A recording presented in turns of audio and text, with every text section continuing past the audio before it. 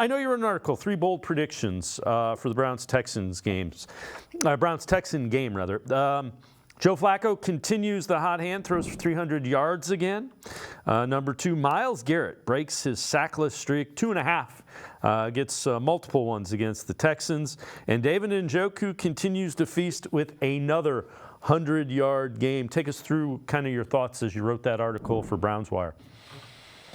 Yeah, it comes back to the defense for the 2 offensive ones. Comes back to the defense you're faced in Houston. Houston is is top 5 in EPA against the rush. They're in the bottom 10 or so of the league in EPA against the pass. So you're matching up again, just like you did last week, with a team that can shut down the run but has been susceptible to the pass. You're also looking at both really talented first-round picks, and C.J. Stroud and Will Anderson are not going to play in this game.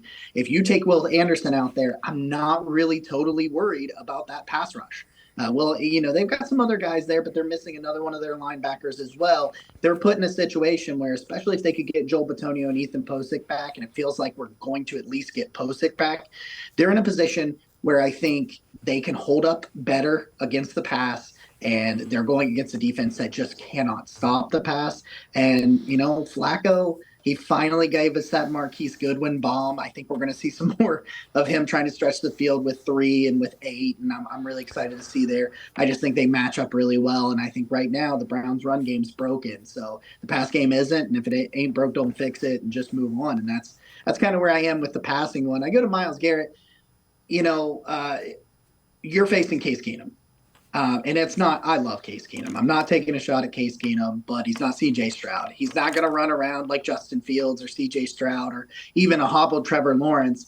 And that has really, I think, affected Myles Garrett, because when he's going through the doubles and the triples, if that quarterback can really escape well and change directions, it's hard to change directions as a pass rusher when you got 3 dudes choking you.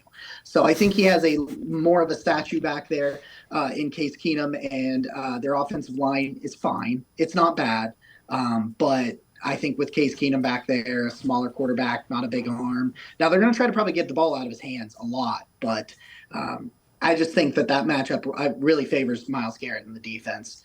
And then you go to David Njoku, and I mean, what more can we say about David Njoku? He leads tight ends in yards after reception. He's the yak king for the Browns. He has 495 of his. He's got 700 and some yards. 495 of them are after the catch, and he's just really and apparently he did this with needing stitches in his toe last week.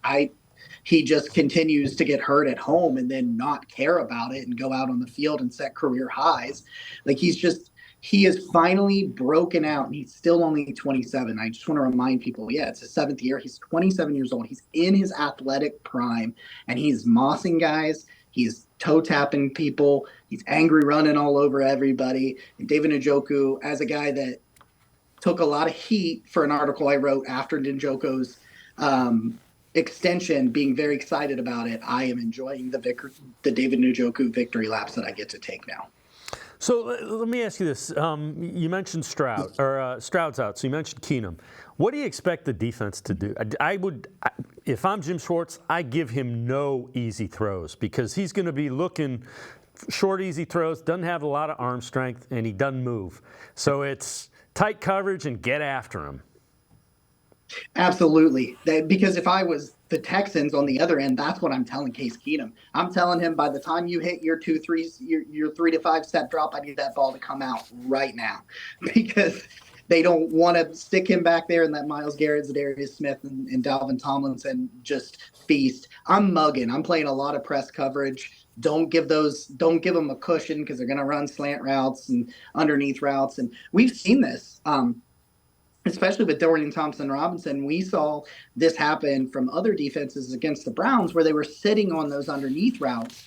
And when DTR wouldn't push the ball downfield against Denver specifically, against Denver specifically, there wasn't anything there. You need to sit on that. They're not going to run a bunch of go routes or 25-yard post routes or backside digs 20 yards downfield, because Keenum really doesn't have that kind of arm strength to make those throws. Sit on the underneath stuff, play some press coverage, unleash some of those pass rushers. Maybe let JOK go after him a few times and see how that works out for you.